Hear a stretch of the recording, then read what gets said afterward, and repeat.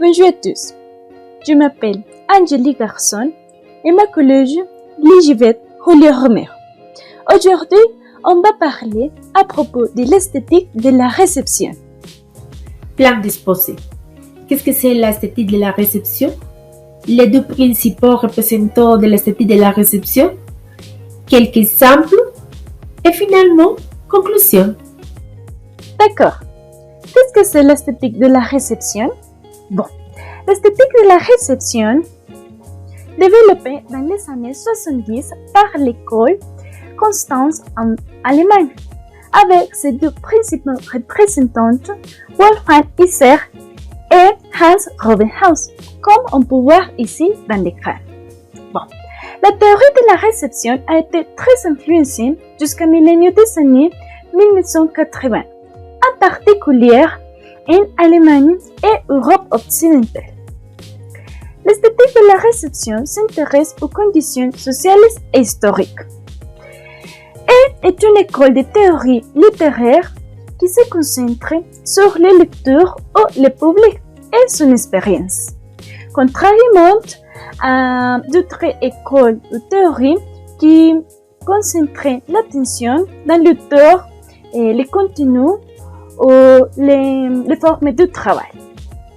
Cela implique qu'un texte, qu'il s'agisse d'un livre, d'un film ou de tout autre travail créatif, n'est pas toujours interprété de la même manière pour lequel il a été écrit, mais plutôt le lecteur le fait en fonction de son contexte culturel et de son expérience. La variation de ce contexte culturel explique pourquoi certains acceptent certaines interprétations d'un texte tandis que d'autres les rejettent.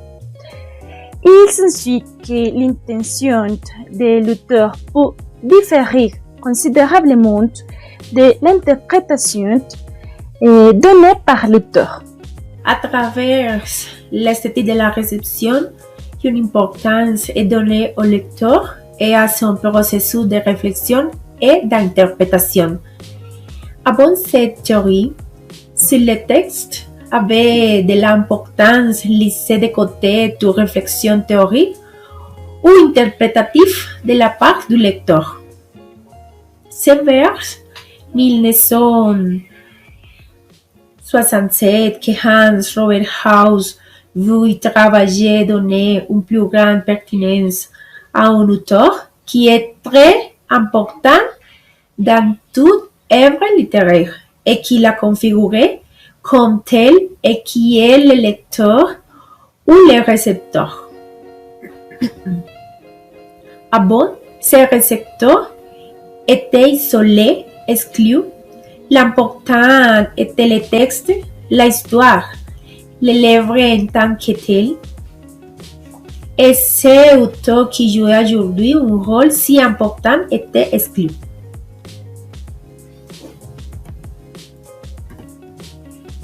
La signification d'un texte. House considérait que c'était le lecteur qui donnait une vraie scène au texte et le lisant. Et c'est donc à partir de l'interprétation récepteur-texte ou texte-récepteur que l'œuvre d'art est réellement configurée. Cela signifiait que lorsque vous lisez une œuvre, c'est que l'œuvre elle-même est déjà terminée quand il y a quelqu'un qui la lit. Quand quelqu'un a fait ce processus de réflexion et d'interprétation de cette œuvre, et c'est à ce moment que nous pouvons déjà dire que l'œuvre est terminée. Bien sûr, le texte jouait un rôle important dans cette construction de scène, mais pas comme un truc unique, complète et fermé. Mais il est plutôt présenté au spectateur plein de lacunes que le spectateur doit compléter à partir des indices fournis par le texte, mais aussi de l'expérience personnelle et contextuelle du lecteur.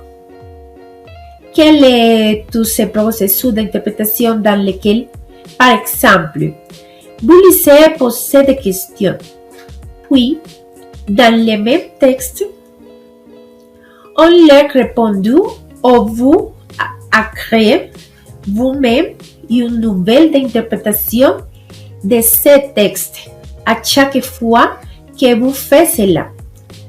C'est que le travail, il est en cours de configuration. Le travail chevé et il comble ces lacunes. Tout cela qui est incomplet et que vous êtes celui qui doit terminer en tant que le lecteur actif. Nous passons à l'acte de lecture et celui de indétermination. Et on va répondre les suivantes questions. Comment l'esthétique de la réception allemande propose d'analyser les anticipations des pratiques de lecture par les textes? Bon, le terme répertoire désigne les références aux événements actuels et passés, les conditions et traditions, et les éléments déjà évoqués par les textes que le lecteur est en train de lire. Le répertoire s'inscrit dans un monde social qui doit être au moins partiellement partagé par les lecteurs pour qu'un acte de communication puisse avoir lieu. Les stratégies relient les éléments de répertoire et modélisent les conditions de perception du texte.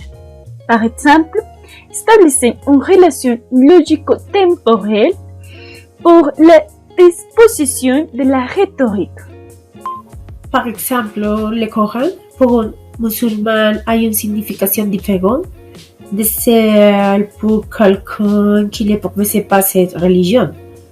Un autre exemple pourrait être le thème de la terreur dans les œuvres littéraires, car quelqu'un qui a des expériences surnaturelles peut aimer ce type de littérature parce qu'il a le sentiment de s'identifier dans certains aspects qui sont racontés.